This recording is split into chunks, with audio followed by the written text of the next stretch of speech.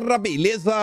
Como é que vocês estão, meus amigos? Hoje é dia de dossiê mais uma vez, mas antes de falar sobre o tema, vamos começar o vídeo de hoje comentando sobre a CPI do MST, notícias positivas, depois CPMI do dia 8, e aí tem descaração, principalmente por parte da oposição, e algumas movimentações de um ministro específico do Lula que parece um grande candidato para ser o novo Carlos Gabas. Depois, vamos falar sobre o celular do Cid. Para infelicidade da imprensa e da oposição, parece que após uma devassa, não encontraram nada sobre Bolsonaro. Tem mais algumas coisinhas sobre o Jair, sobre a direita, sobre as ações contra Bolsonaro, é a ação do dia 22 e as ações, porque a turma do PT promete não desistir. Tem outras AIs aí que estão correndo, a gente vai comentar um pouco sobre isso. E aí depois a gente começa a parte mais investigativa do vídeo de hoje. Tem algumas coisas que eu acho que até são coincidências, né? Que a coisa vai acontecendo, o universo conspirando. No vídeo de ontem eu comentei algumas coisas, falei sobre a imprensa brasileira, falei sobre as prioridades que a imprensa brasileira vem dando para assuntos que não deveriam ter nenhum tipo de prioridade e assuntos que são importantes. Quando a imprensa fala, é sempre numa perspectiva que não ajuda em nada. E eu citei a questão da segurança pública. Não é que apareceu uma postagem na Mônica Bergamo, na minha timeline, que mostra não só uma descaração, mas mentiras sendo propagadas? Quero comentar com vocês sobre isso. Quero mostrar um questionamento que foi uma grande matéria escrita por 3 mãos da Cruzoé e trazer um vídeo da Tabata Amaral que viralizou bastante, junto com algumas coisas da Samia Bonfim e algumas discussões envolvendo Brasil, para depois ainda continuarmos nesse âmbito e tentar responder uma pergunta. Porque ontem também estava passando no Twitter e eu vi um cara questionando um negócio e ele falou: cara, eu fiz uma pesquisa e não encontrei uma resposta, será que alguém poderia me ajudar? Acho que poderemos. E a resposta é para lá de interessante. E o quarto tema é Lulinha e o Foro de São Paulo, mas não sei se vai dar para comentar no vídeo de hoje. Mas vamos lá. Ruim para o MST. A turma do bastidor diz que não é otimista a previsão que parlamentares de esquerda deram a integrantes do MST sobre a CPI. Graças a Deus. Admitem que a desvantagem numérica na comissão vai resultar em uma devassa contra as ações do Sem Terra. Uma tática tem sido tentar postergar as diligências que os deputados que compõem a comissão pedem. A bancada de esquerda não tem votos suficientes e também não tem força para negociar quais visitas devem ser priorizadas, ao temor de que a CPI seja estendida por mais 120 dias, totalizando 8 meses de desgaste para o movimento. Que pena, né? Que pena. Só que eu acho que não é só para o movimento, eu acho que vai ser 8 meses de desgaste para o Lula.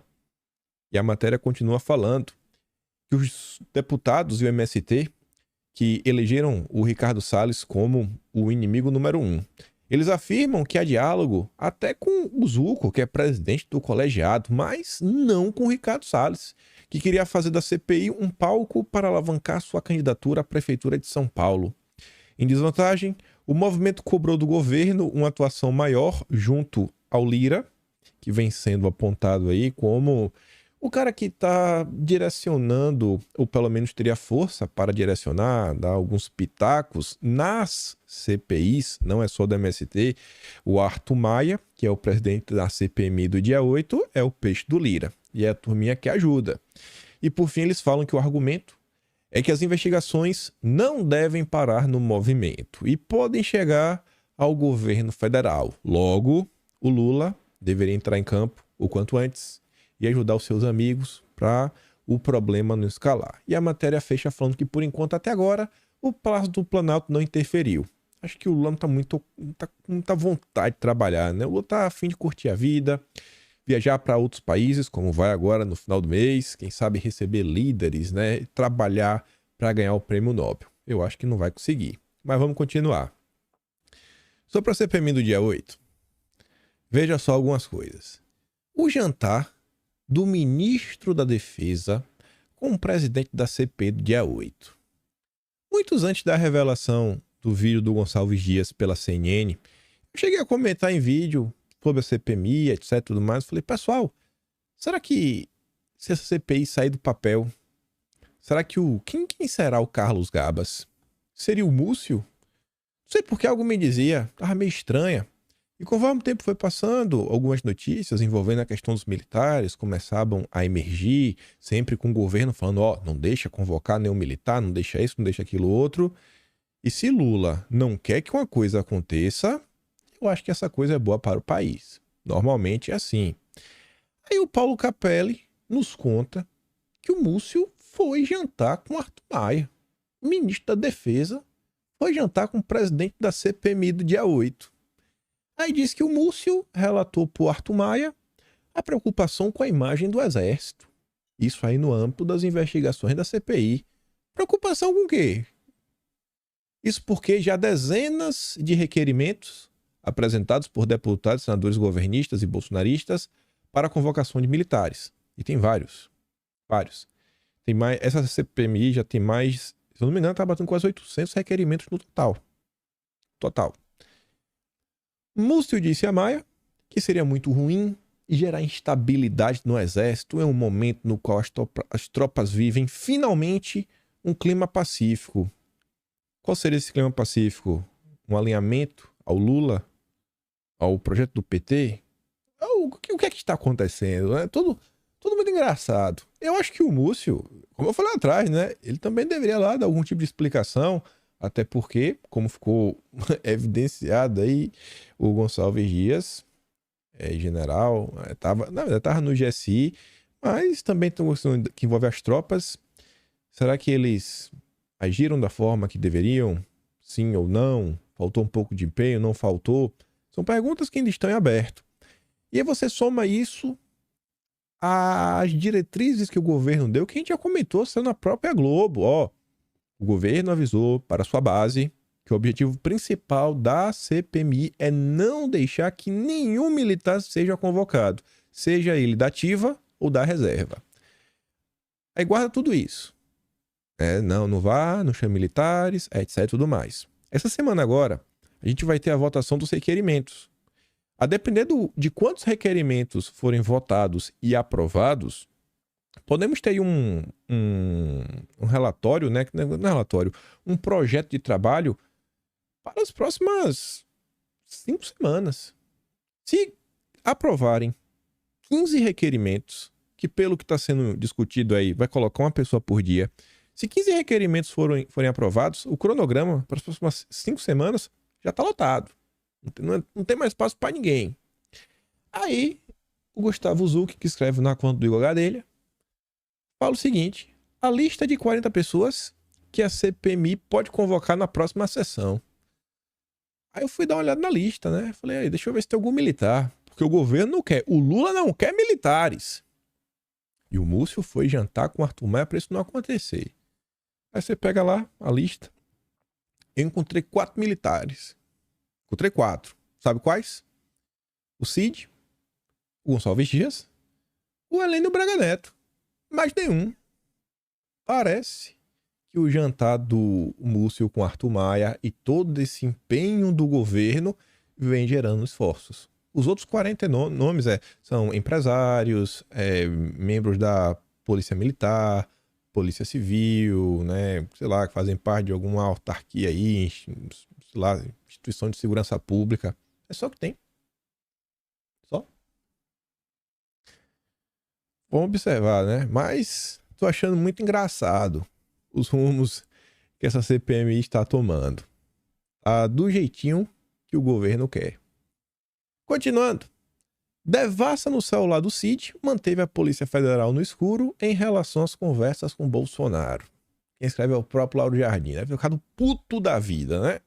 Ele fala assim, ó. Depois de um mês vasculhando o celular do Cid, a Polícia Federal descobriu um material valioso para as investigações, né? Incluindo estudos para tentar dar suporte, né? Acharam um PDF. Só isso. Acharam um PDF. Não tem estudo, não. Foi um PDF. Pelo menos foi o que a Malu Gaspar noticiou. Mas ainda não encontrou uma mísera troca de mensagens entre o ex-ajudante de ordens e Jair Messias Bolsonaro. Eita, rapaz. É tudo, é o que a imprensa só queria saber disso. E Bolsonaro, vai ser preso ou não vai? O que leva a uma conclusão óbvia. Qual é a conclusão? Não era.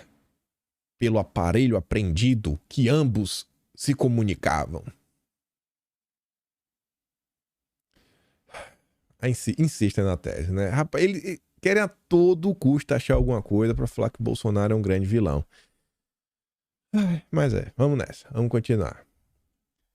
A ação contra Bolsonaro pode ser concluída ainda neste mês. Essa matéria aqui eu achei interessante porque traz mais ou menos como é que vai ser o cronograma, né? Pelo menos a previsão. Fala o seguinte, que no primeiro dia, no caso dia 22, o Benedito Gonçalves, não ministro, ele vai ler o relatório. Os advogados das duas partes, o PDT e o PL, tem 15 minutos cada um, apresentar seus pontos, etc, tudo mais.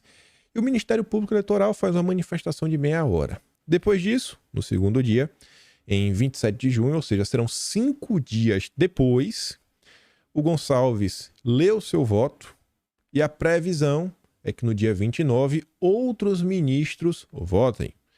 Como na semana seguinte o judiciário entra em recesso, é possível que o tribunal marque uma sessão extra, caso necessário.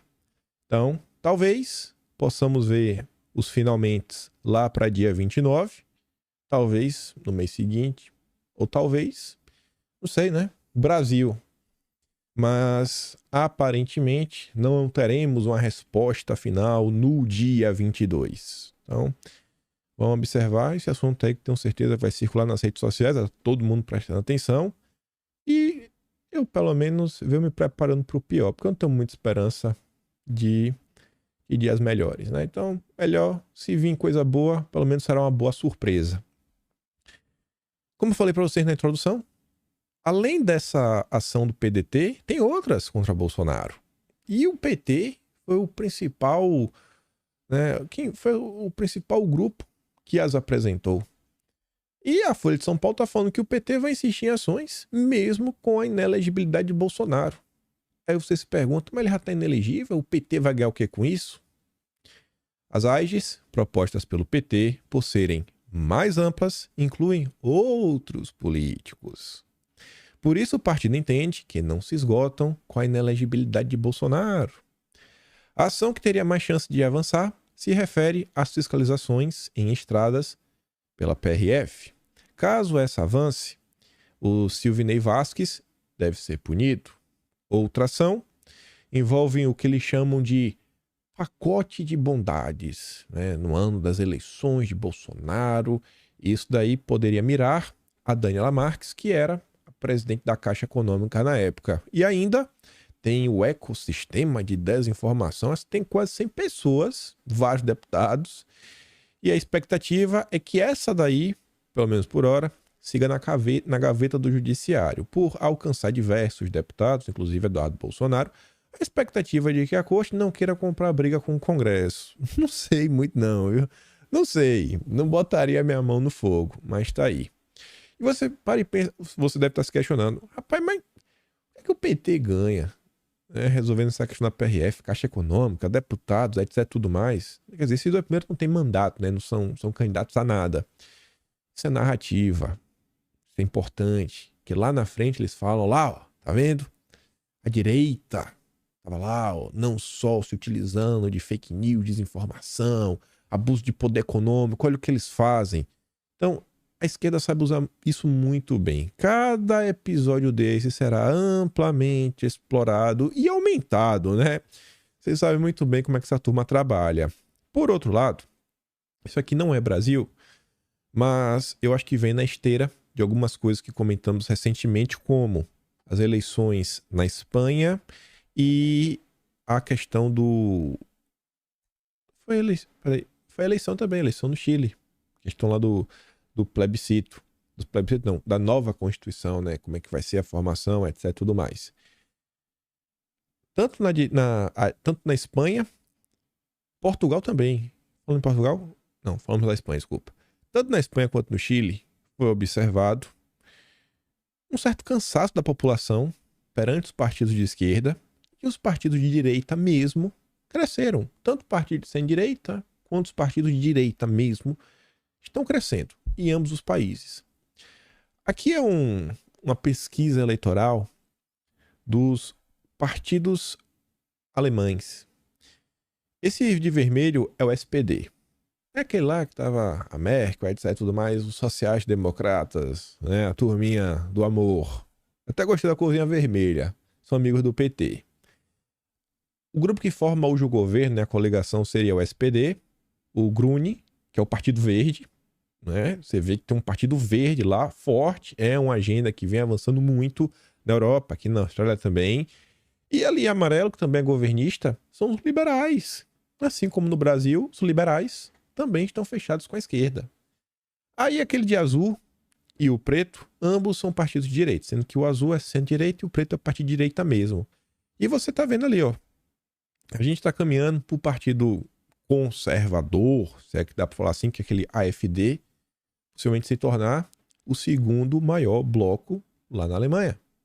Juntamente com o centro-direita, espero que realmente seja centro-direita, assumindo, né, a principal posição, enquanto o SPD, que governava o país, está tendo uma queda. E isso acho que diante de uma pior econômica, dessa agenda woke que vem avançando a passos largos, junto com a agenda SG. Você vê que o Partido Verde continua, ó, é tipo o PSOL. Já radicalizou de um ponto que não tem nem como voltar mais. Mas o restante, a turma ainda tá abrindo os olhos, falando, ó, pera aí, pô, a gente tá no caminho bem ruim. Então, quando eu vejo isso, a gente vê o que está acontecendo em outros países, lembrando que ano que vem também tem eleição nos Estados Unidos, e a gente vê toda essa movimentação contra Bolsonaro e o movimento que ele encabeça, o motivo está bem óbvio, né? Estão preocupados que isso aconteça no Brasil, não só em 2026, como ano que vem, nas eleições municipais. Mas vamos lá. Ontem, o Guilherme Amado postou uma nota muito interessante. É uma nota que eu esperava que fosse escrita pela Rede Globo, porque envolve a repórter da Rede Globo. Mas parece que a Rede Globo não está preocupada com a agressão que sua repórter sofreu. O Guilherme Amado fala o seguinte, ó, o GSI omite como é seleção e treino de agentes para lidar com a imprensa. Agentes do GSI agrediram a jornalista Délis Ortiz, da TV Globo, e outros profissionais da imprensa, né, lá em 30 de maio. Quase 2 semanas após o episódio, o GSI continua respondendo apenas que instaurou uma sindicância. Quando questionado sobre o fato, a pasta não informou nem se os agentes já foram identificados, nem quais sanções seriam aplicadas a ele. A Rede Globo não cobra. O motivo a gente sabe. A Globo não quer causar problemas pro Lula, né? O seu principal candidato. Não sabe se Bolsonaro vai ficar inelegível ou não, então nunca se sabe, né? Não pode atacar o Lula ainda. Mas vejam como são as coisas. Precisa outro veículo de imprensa fazer o trabalho que a Globo não faz. E fica naquelas campanhas, né? Pró-diversidade, pró-isso, pró-aquilo outro. Falando de imprensa também, fiquei até surpreso com essa nota aqui do Estado de Minas, que relata que o ministro comete gafe e responde ele próprio, né, com post com elogio a Haddad. Quem fez isso? Paulo Teixeira. Ali, ó, Paulo Teixeira cometeu uma gafe ao responder uma postagem elogiosa que ele mesmo fez. A Anitta conservou o print. Tá ali, ó. Esse Haddad é um homem de sorte. Bastou ele entrar, baixou o preço da picanha, da gasolina, do dólar. As ações na bolsa subiram e uma moça chamada Bia Haddad está ganhando todas nos torneios de tênis do mundo. Viva os Haddads! Aí ele responde, verdade, quanta competência do Haddad. Acho que esqueceu, né, de alterar a conta para outra conta, para fingir que tem engajamento. Esse é o ministro do PT. Não dá para esperar muita coisa, né? Meu Deus do céu, é inacreditável as coisas. E agora, começando a falar as coisas mais interessantes, não que essa primeira parte não seja, ontem eu comentei pra você, né, eu ando bem indignado com a imprensa, não só toda a patifaria, todas as mentiras, mas pela falta, sabe, de vontade, de motivação, a falta de responsabilidade com o país. Ninguém discute o que realmente precisa ser discutido, os assuntos que podem melhorar, colocar o Brasil nos eixos, não. É só fofoquinha de um lado, fofoquinha do outro, etc, tudo mais. E aí ontem eu tava passando no Twitter E eu vi lá um cara ali mostrando uma contradição na Mônica Bergamo. Aí eu falei, pô, que história é essa? Eu fui parar pra dar uma olhada. A Mônica Bergamo fez o seguinte tweet. Juiz Edson Tetsuzo negou habeas corpus ao homem amarrado nas mãos e nos pés numa cena hedionda. O crime que o homem cometeu furtou 2 caixas de bombom. Será que foi isso mesmo que aconteceu? Uma cena que circulou bastante, né? Tem um cara que tá com o pé a mão amarrado e os policiais arrastando o cara. Não é que tá arrastando pelo sol, não. Carregaram ele. É porque isso é um absurdo. Não pode. Como assim? Aí ela botou aí, né? 2 caixas de bombom. O crime. A Folha é do Grupo UOL, né? E você vai aqui na notícia do UOL Notícias. O que se sabe sobre o caso de homem que foi amarrado aí policiais e o que a PM diz? Aí você vai dar uma olhada aqui na matéria do UOL. Ele fala o seguinte. De acordo com o representante do supermercado, foram furtados alimentos e bebidas alcoólicas no valor aproximado de R$ 500. Quando ele foi pego, ele tinha 2 caixas. Quando foi pego. Mas o representante do supermercado está valendo R$ 500. Não só isso, né? Não obstante, ele vai responder por furto qualificado, dada a ação em grupo. Em grupo? Como assim? Que grupo é esse? Olha agora. Resistência à prisão, ameaça e corrupção de menores por estar acompanhado de um adolescente. Será que só foram 2 caixas de bombom? No vídeo ontem eu falei, é um absurdo, a imprensa, ela não trata de nada que importa. Eu ainda dei exemplo. Você pega um assunto, segurança pública. Quando a imprensa comenta, é tipo assim, né? ONU repudia ações policiais no Brasil, ações policiais no morro, ações contra isso daqui, ações contra aquilo outro. É sempre assim, é sempre atacando a polícia. E o que a gente vê a Mônica Bergamo fazer? Apresentar uma informação incompleta, gerando desinformação e ódio contra as forças policiais. Essa é a imprensa. Aí, eu tava passando, né? Teve uma matéria aí na Cruzoé. Cruzoé tá lá, não tem mais o destaque que tinha antigamente, né? Com Moro, com a turma da Lava Jato, com o Mainardi, o Mário Sabino, o Cláudio Dantas. Tá meio sem identidade a Cruzoé, mas o grupo segue lá publicando.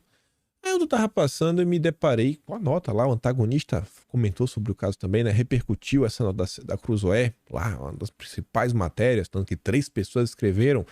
Fiquei pensando, né? Os jornalistas devem ter estado numa mesa, um batendo papo com o outro. Cara, porque o Brasil está dormindo, né? Porque o gigante está adormecido. E ficaram trocando ideia, vamos escrever juntos um texto. O título é O Sono do Gigante. Como os brasileiros podem retomar a força das ruas de junho de 2013, mesmo após o 8 de janeiro. E eu fui lendo a matéria, eu só quis trazer o primeiro parágrafo. Porque a percepção que eu fico é que quando o jornalista não é picanheiro, tipo a Mônica Bergamo, tá vivendo em Nárnia. Tá vivendo, sabe, em outra dimensão, não tem nenhum convívio social com pessoas comuns para entender o que tá passando na cabeça das pessoas. Para tentar entender porque as pessoas, sabe, não estão tomando as ruas, não estão, sei lá, meu Deus, é o fim do mundo, em relação a algumas coisas. Aí você começa a ler. Eles falam o seguinte: o Lula indicou seu advogado. Falando no caso do Zanin. Depois, o Deltan foi cassado. Além disso, a lei das estatais, rapaz, foi rasgada. A Lava Jato está em risco. Ainda assim, não há ninguém nas ruas. Pronto. A população brasileira vai voltar porque o Deltan foi cassado. E a Lava Jato está sob risco. Quando a ficha dessas pessoas vão cair? Para entender que o momento atual... No momento atual, as pessoas estão preocupadas em poder falar. Isso é a coisa mais óbvia do mundo. Ter um mínimo de liberdade de expressão. Além disso, as pessoas estão extremamente preocupadas com a economia, com a possibilidade de perder os seus empregos e com tudo que vem sendo feito pelo desgoverno. E terceiro, né, a população anda muito receosa com o Poder Judiciário brasileiro. Aqui, quando você vê os problemas apresentados, ou são culpas do Dilma, ou estão atrelados ao Congresso, mas a pedidos do Dilma, como a questão das leis estatais. Então, entra ano, sai ano, entra ano, sai ano, entra ano, sai ano. Quando a imprensa não tá falando abobrinha, tá perdida. Tá perdida. Aí eles terminam o primeiro parágrafo com um questionamento. Se ao longo dos últimos 10 anos, desde as jornadas de junho de 2013, os brasileiros tomaram avenidas inteiras por muito menos, o que explica a apatia atual? Eu acho que as pessoas não estão apáticas. As pessoas continuam mobilizadas, continuam acompanhando o que está acontecendo no Brasil, mas esses assuntos, pelo menos Deltan caçado, Lava Jato sob risco, isso não está mais no noticiário. Isso assim, não está mais na preocupação. Isso daí já é trânsito julgado no coração das pessoas. A imprensa parece que segue ignorando tudo que está acontecendo contra os conservadores. Porque quem ficou tomando as ruas nos últimos anos, em sua grande parte, foram os conservadores. Tinha um grupo ali dos liberais, até tinha. Um gato pingado. Gato pingado mesmo, me perdoa. O grande grupo foi o que depois se tornou aí a base de apoio de Bolsonaro. Aí, você vê aqui a questão da Lava Jato. Para puxar um tema que eu acho que é um tema importante. E um tema que a própria imprensa não vem debatendo a contento, da forma que deveria. Ontem eu passei lá no Twitter e eu vi o Atalaia compartilhando notícia do Brasil 247, que falava assim, ó. Deputado que entrou na vaga de Deltan quer colaborar com o governo Lula. Eu falei, pronto. Tá explicado. Aí o Atalaia fala, ó, o pastor do PL foi barrado. Quem entra no lugar, né, era um deputado aí pelo PL, já com 100 deputados, mas ficou lá com o pessoal do Podemos. Aí veio o Raul. Aí eu fui tentar dar uma olhada, né? O Raul concedeu entrevista pro Estadão, onde ele fala que tá apto a sentar, bater um papo, criar pontes com Lula. E olha em torno do quê? O Raul, substituto de Deltan na Câmara, quer colaborar com o governo Lula na reforma tributária. Reforma tributária é um ponto que nós podemos sentar e discutir, etc. Tudo mais. Ele até fala, não estou mais para fazer oposição enfática como fiz no passado. Estou mais para construir pontes do que arrebentar pontes. Tocou meu coração. E aqui é um tema que extrapola as questões econômicas. E a gente tem que comentar um pouco sobre isso. Vejamos a senhorita Tabata Amaral falando sobre justiça tributária. Onde acho? Peraí. Eu vou ver aqui errado. Peraí. Cadê? Aqui. Produtos que são tipicamente consumidos por mulheres sendo muito mais taxados do que aqueles que são consumidos por homens. Trago apenas 3 exemplos. A bomba de amamentação tem um imposto 3 vezes maior do que uma bomba para encher um pneu de carro. Produtos que são tipicamente... Pessoal, vocês acham que uma bomba de amamentação ela é assim, ela tem mais imposto porque é para mulher? E você acha que a bombinha para encher o pneu do carro, aquela bombinha de ar, ela tem menos imposto porque é para homens? Eu acho que não. Eu acho que deve ter algum outro tipo de explicação.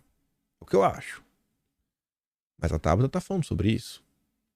Você vê que nos últimos anos, o que ficou conhecido como conservadorismo, né? A direita mesmo para valer, é aquelas pessoas que estão preocupadas com aquelas questões morais dentro da sociedade, aquelas pautas ideológicas que muitas pessoas acham que é besteira.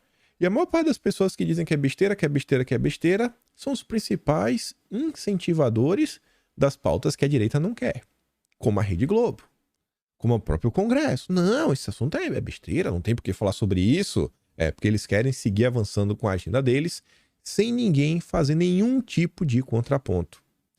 O que a Tabata Amaral está falando já está sendo discutido há muito tempo, inclusive a possibilidade de entrar na reforma tributária, se não numa mudança de tributos de alguns itens, que eu me questiono se em termos da economia geral, ele vai favorecer a população ou se vai favorecer um público. Por quê? Aquela bombinha de ar, eu não acho que é para homem. Eu acho que carro, coisa que homens e mulheres possuem. Além disso, é um tipo de coisa que é usada em determinados serviços. Pessoas que trabalham, então você pode estar interferindo na fim da linha, vai ser uma coisa mínima no final do dia, que é questão só um exemplo. Mas vamos pensar o seguinte, é uma coisa que envolve carros.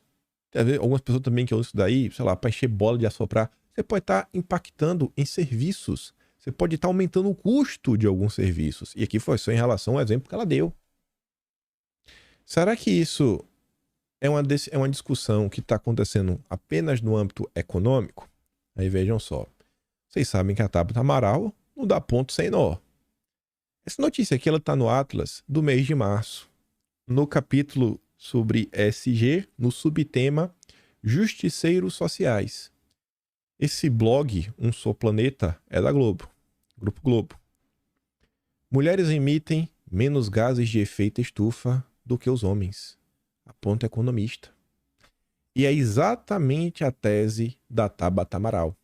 Que os produtos que os homens consomem são mais complicados. Logo, tem que ter mais imposto. Porque estão prejudicando mais o meio ambiente. Olha a manchete, ó.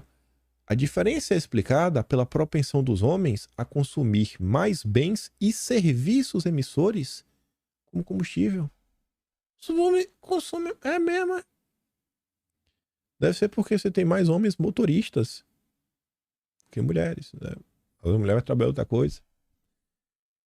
Então, é uma descaração sem tamanho. E isso está sendo discutido. A Simone Tebet está discutindo sobre isso. O AP, na sua reforma tributária, o AP está lá falando do imposto do pecado.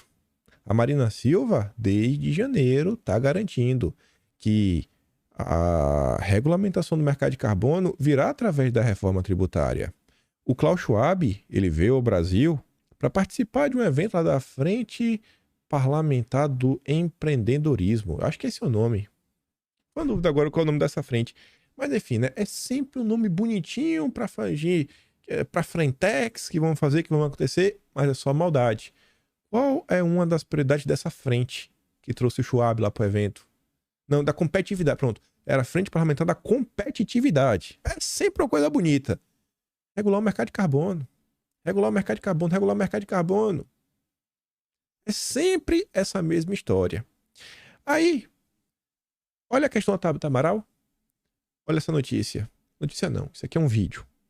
É um recorte do Larry Fink, o CEO aí da BlackRock, falando. Aqui já está a tradução, né? Coloquei no português. Na BlackRock, estamos forçando comportamentos. Você tem que forçar comportamentos. Se você encarece demais um serviço, você meio que não está proibindo um comportamento, porque basicamente está proibindo que a pessoa faça aquilo, né? Que se ela não consegue mais bancar, ela vai ter que reduzir. Você começa a moldar o que a pessoa pode e não pode fazer. Vamos pegar um exemplo. Comida. Experimente você ser pobre. Pobre mesmo. Um salário mínimo, 3 filhos para criar. Coisa difícil. A carne sobe. Tu compra carne? Não, tu compra ovo. E olhe lá, com a ajuda de Deus. Come ainda agradecendo. Obrigado, Deus. Que pobre é um ser... Normalmente, é o ser mais grato que tem. Nunca vai uma pessoa para ser tão humilde e grata, normalmente como os mais humildes. Esses realmente são sempre, por exemplo, 100 pessoas com muito para dar, vender, emprestar, de assim, né, como se portar normalmente em relação à vida. Não é exatamente isso? E a Tabata tá aí, não, vamos tributar mais um pouquinho aqui, pô.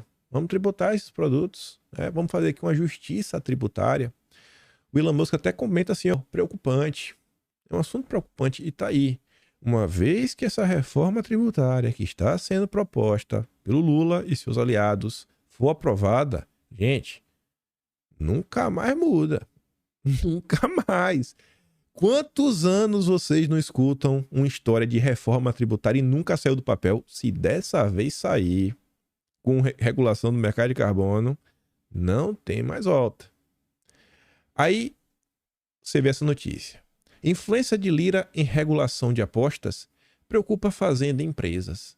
Aí você fala, tá, mas o que é que tem a ver apostas com fazenda, com a empresa e com a reforma tributária? Não tem nada a ver. Mas eu trouxe essa notícia para comentar sobre a situação. Quem vem tocando a agenda econômica do país vem sendo a turminha do Centrão. Turminha do Centrão, turminha do Centrão. A turminha do Centrão não tá, quando fala de reforma tributária, não tá preocupado aí, vai fazer o que com o IVA? Vai juntar tudo junto? Não vai juntar? Vai fazer isso, vai fazer aquilo outro? O que é que os empresários querem? É uma turma que não tem nenhum senso, mas nenhum ideal, nenhuma visão, né, dessa questão ideológica da coisa. Não conseguem entender. Eu acho que se o debate público não levantar esses tópicos, o que é que está sendo discutido dentro da reforma tributária, dentro desse jabutis, e colocar na linguagem que mostre que no final da linha, na ponta da linha, não serão os empresários que vão ganhar com isso, talvez apenas aquele grupinho, né, bem pequeno de empresários, mas que grande parte da população vai acabar pagando o pato. Eu acho que o assunto não vai, assim, vai passar batido.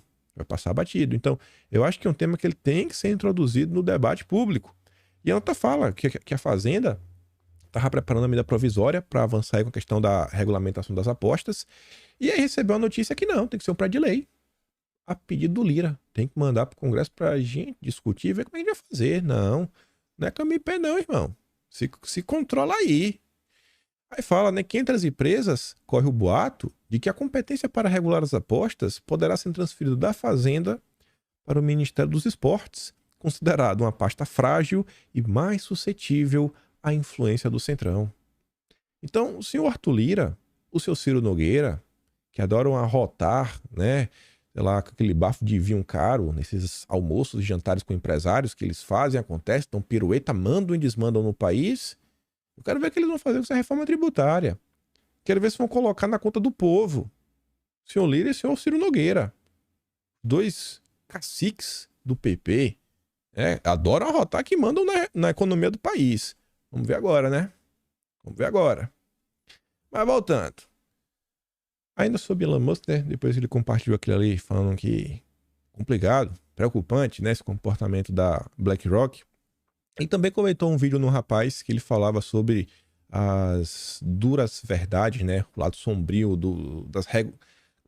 Como seria o rating das pontuações de ESG? Aí ele fala, é tudo sobre dinheiro. Tudo sobre dinheiro. E o Elon Musk fala assim, é isso mesmo. É transferência de renda do pobre para o rico. Para o rico ficar cada vez mais rico e cada vez se tornar um monopólio maior e maior. Essa semana, né, que ainda não acabou, hoje é o último dia, domingo, na verdade, tem que dizer domingo é o primeiro dia da semana. Pra mim a semana começa na segunda-feira. Mas enfim, comentamos aí nos últimos dias duas notícias. Uma do Helder Barbalho, introduzindo uma disciplina sobre educação ambiental, né, para nossas crianças e jovens lá do estado do Pará. E outra notícia comentando sobre uma parceria entre o governo do Dilma, junto com a universidade, do estado de São Paulo, essa universidade, para um programa aí para botar no conteúdo também dos jovens a educação sobre os oceanos. Então esse assunto está avançando nas escolas. E obviamente que a gente não vai deixar as faculdades de lado, né? Se as crianças já estão aprendendo sobre ESG, temos que trazer para as graduações. É o que diz o Estadão, ó. Discussão sobre ESG precisa ganhar mais espaço nas graduações, dizem especialistas. O tema educação, ele continua.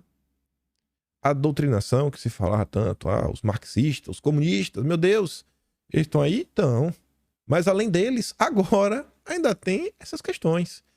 Que no final do dia, será que eles querem avançar isso daí pelo bem do nosso país, um desenvolvimento, etc, tudo mais? Ou será, sei lá, para fortalecer esse tipo de agenda dentro da sociedade? Eu acho que é a segunda opção. Aí ela ainda fala, ó, embora o mercado já esteja absorvendo essas práticas e demanda profissionais com esses conhecimentos, especialistas avaliam que os cursos de graduação brasileiros ainda precisam avançar muito para incluir o tema de forma mais transversal nos currículos. Já se diz que o brasileiro se forma um analfabeto funcional, né? Tem até aquela história, né? Pô, um monte de gente aí com graduação fazendo outros empregos que não precisa de graduação porque não tem vaga no mercado de trabalho, falta gente, pessoas qualificadas. Mas não. Vamos melhorar a qualidade dos nossos técnicos, dos nossos engenheiros? Não. Vamos colocar ESG para eles.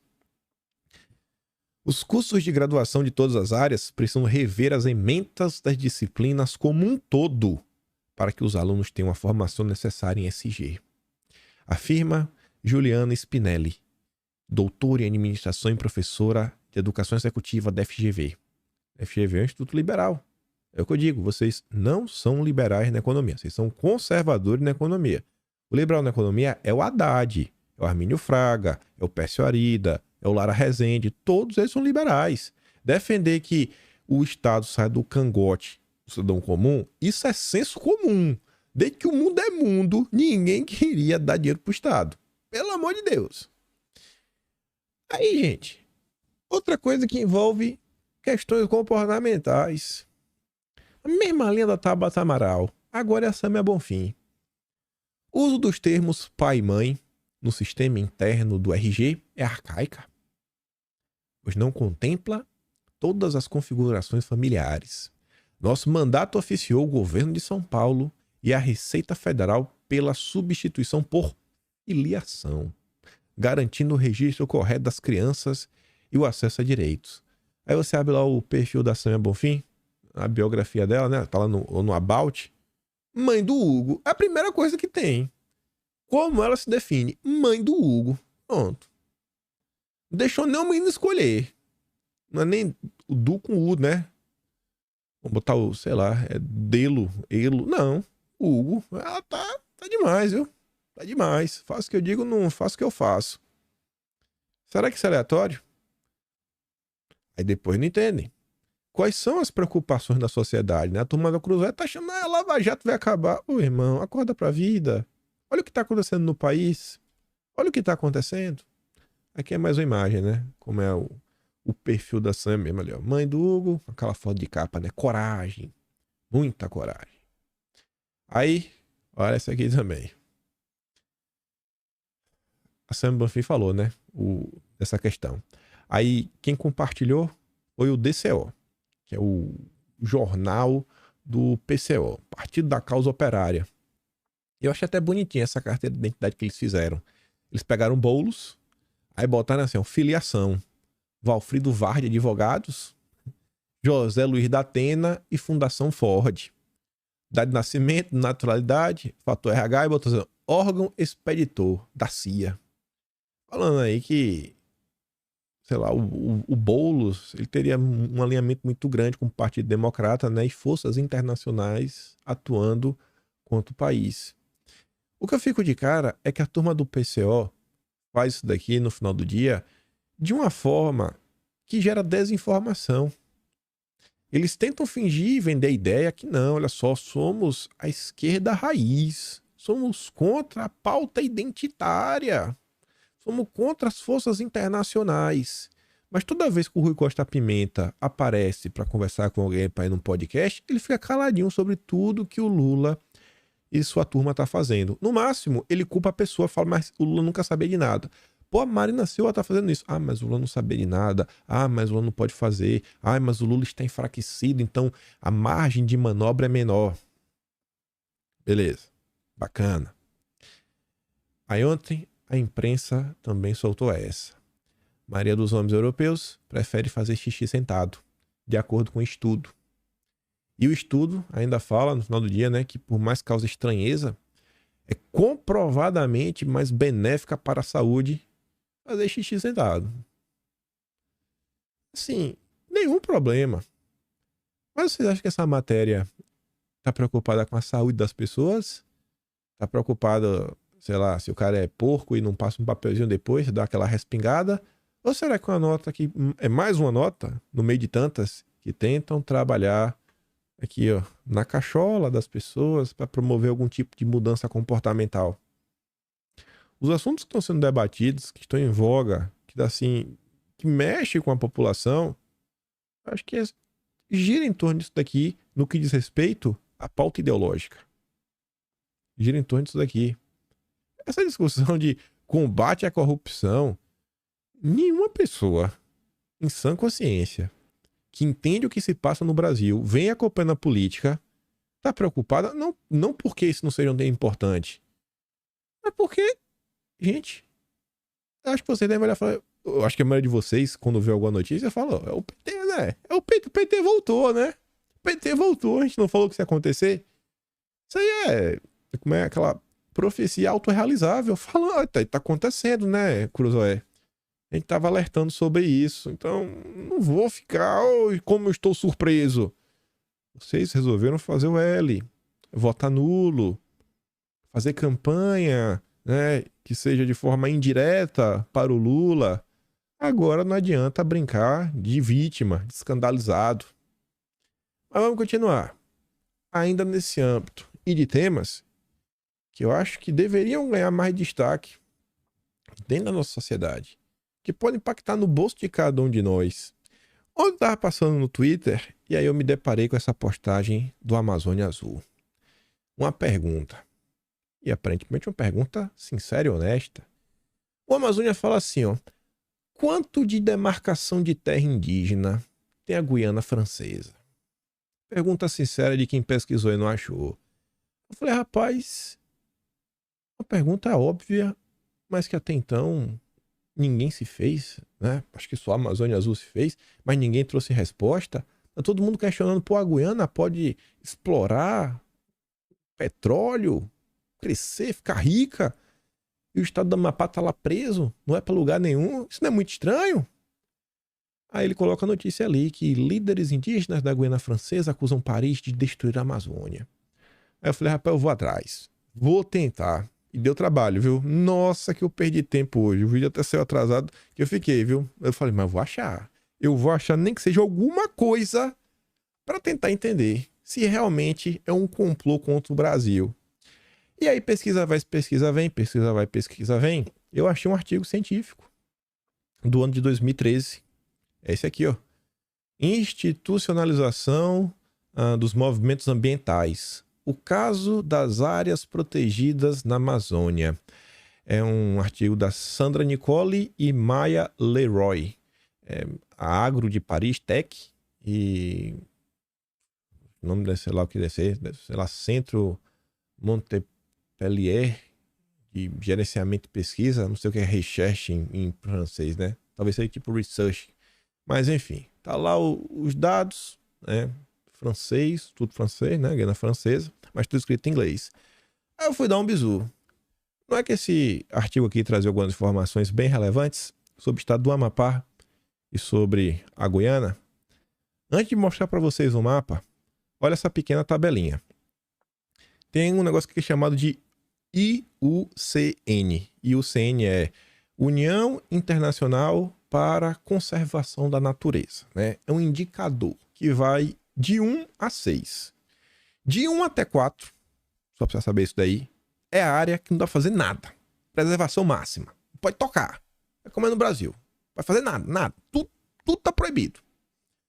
5, economia sustentável, pode fazer umas besteirinhas, né? Um manejo sustentável da floresta, né? Etc. Tudo. Dá pra fazer umas besteiras. Desde que não desmate. E o 6, pô, dá pra fazer coisa de um monte de coisa. Dá pra fazer tudo desde que o governo autorize. Basicamente isso, né? E a área cinza, tu pode fazer o que quiser. Seria área normal no estado aí que a gente vive, que não tem proteção, né? As áreas em cinza. E que mapa é esse? O que é que você quer que vocês vão ver no mapa? Pensando no estado do Amapá, pensando na Guiana.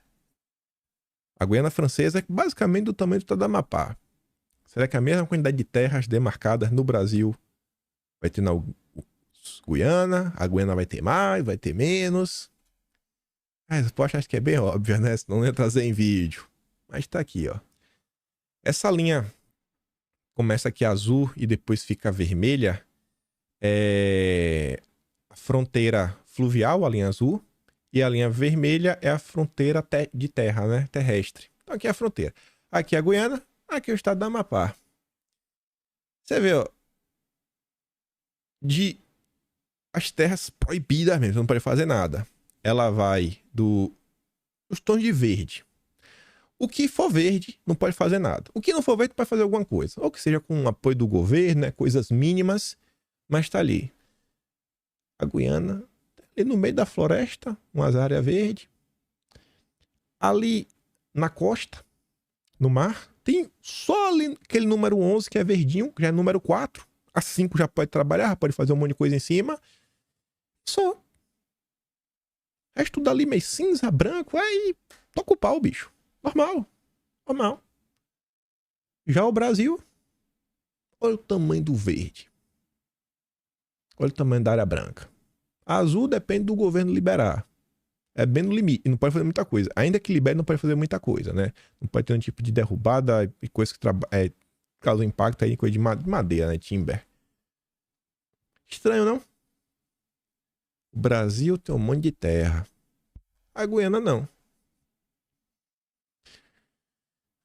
Coincidências. As coincidências no Brasil são sensacionais.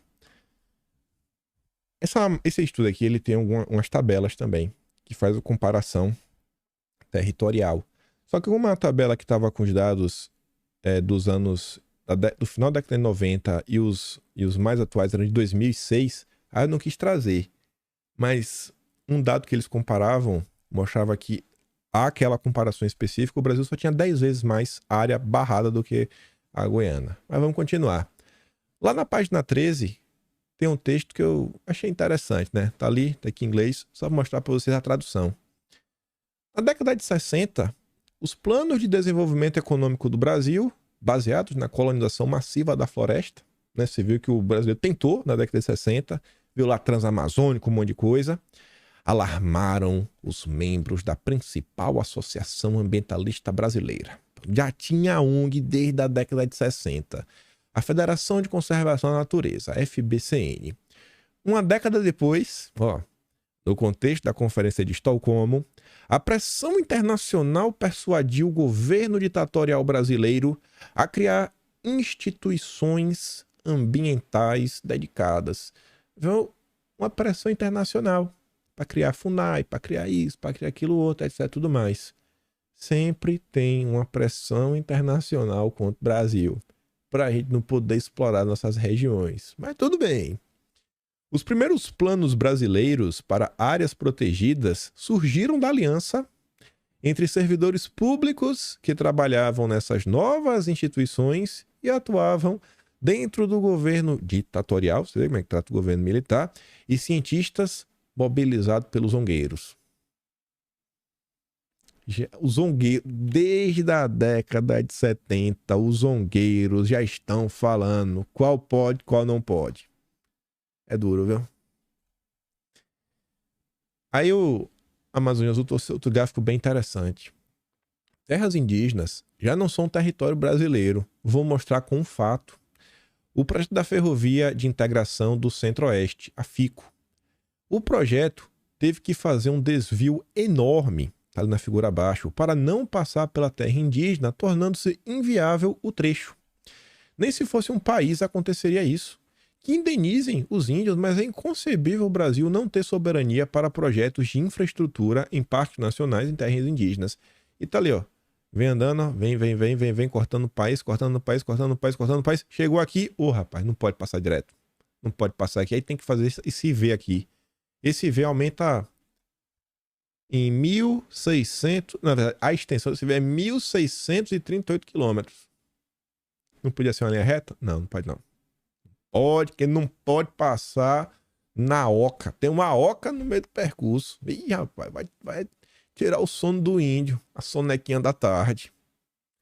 Aí a Amazônia Azul depois coloca esse mapa ali, ó.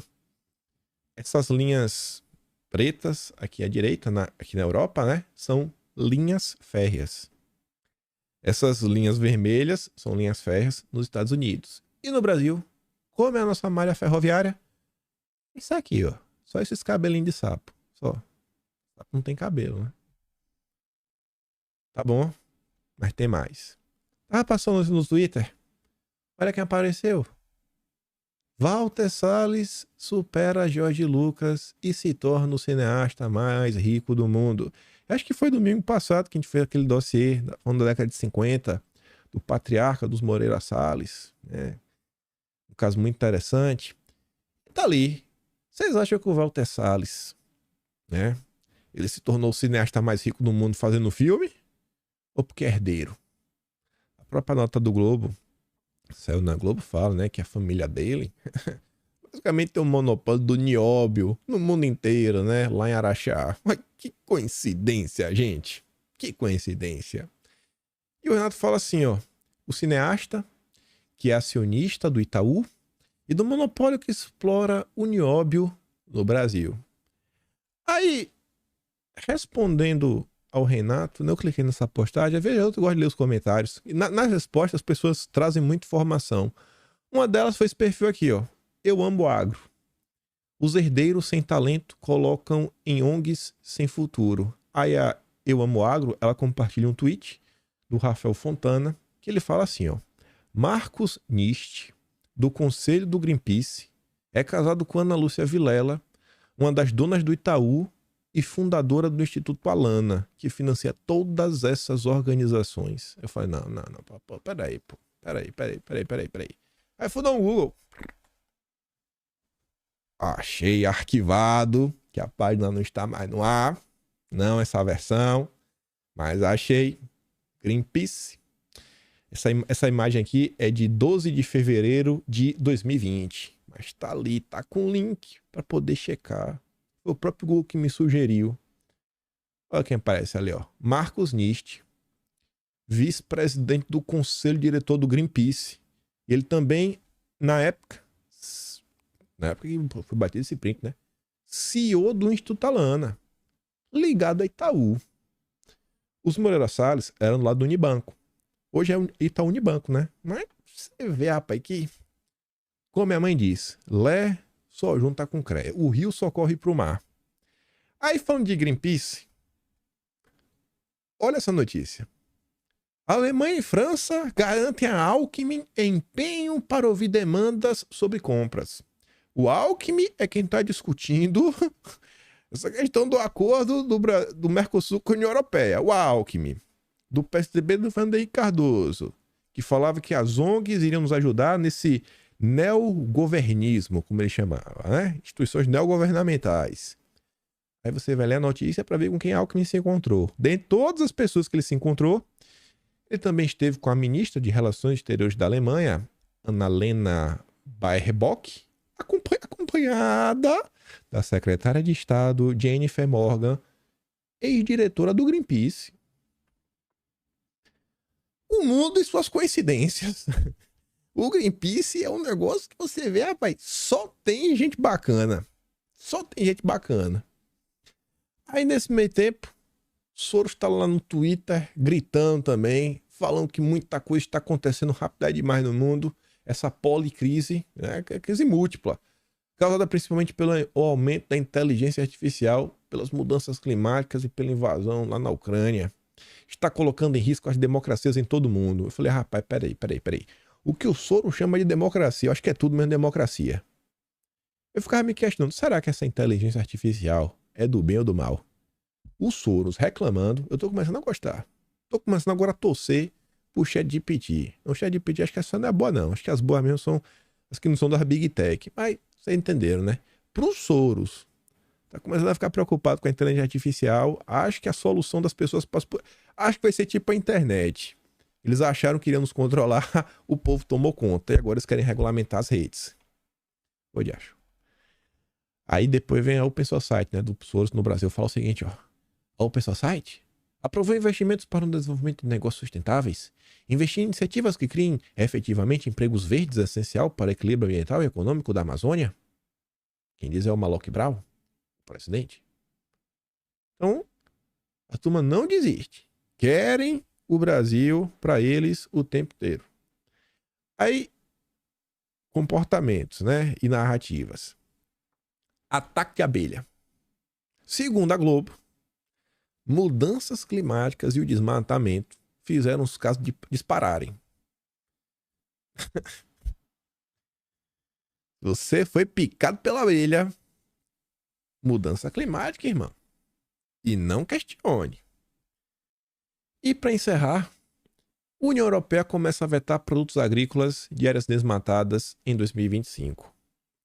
Medida que para importações de itens como café, soja e carne bovina entra em vigor no dia 30 de dezembro de 2024. Agronegócio brasileiro critica a decisão do bloco. O agronegócio brasileiro e os nossos deputados Eles deveriam também estar prestando atenção nessa nova diretriz, né, nessa nova regulamentação da FEBRABAN, proibindo o crédito se a pessoa não seguir aquela listinha de compliance e mostrar que tem transparência em toda a sua cadeia de compra e venda de insumos aí no que diz respeito a matadouros e açougues. Tem que mostrar que é do bem, senão não tem empréstimo. É a mesma coisa dessa legislação europeia, que é a due diligence. A mesma coisa. Esses assuntos, eles estão rolando, eles estão avançando. E se a gente não debater isso, se a gente não levar esses temas para o debate público, a coisa vai continuar andando, vai continuar avançando. Vai continuar andando, vai continuar avançando. O PL elegeu aí o quê? 99 deputados. Deve ter uns 30 aí do PL raiz. Então tem uns 70, vamos botar assim, 60. Tem 60 pelo menos.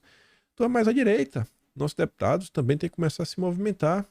Começar a cair de cabeça nesses temas. Começar a olhar quem é que na direita dos deputados está se debruçando sobre a reforma tributária. Para abordar sobre esses jabutis que estão lá dentro. É um ponto que é importantíssimo. Vai impactar no bolso de todo mundo. Tem mais de 20 anos que se falam de reforma tributária. Se essa passar, pode esquecer. Nunca mais vão tirar o que colocar nela, porque serão aí mais 20, 30, 50 anos para se pensar na nova. Amanhã a gente comenta sobre o Dilma e seus amiguinhos do Foro de São Paulo que andaram aprontando as coisas engraçadas. O Alberto Fernandes deve voltar ao Brasil essa semana. Tá doido aí por um dinheirinho, né? Pra ver se o Dilma ajuda, que a agenda tá pegando fogo, mas por hora é isso. Vou mandar o Vila da Tabata no Telegram. Se gosta do meu trabalho, passa no meu canal, tem um valeu, tem um pé na descrição. Atlas Brasileiro, kimpaim.com. Dia 15 agora saiu de abril e compartilhe esse vídeo, né? Espero poder também te ver amanhã. Aquele grande beijo, abraço, tamo juntos. Valeu, meus amigos. Fui!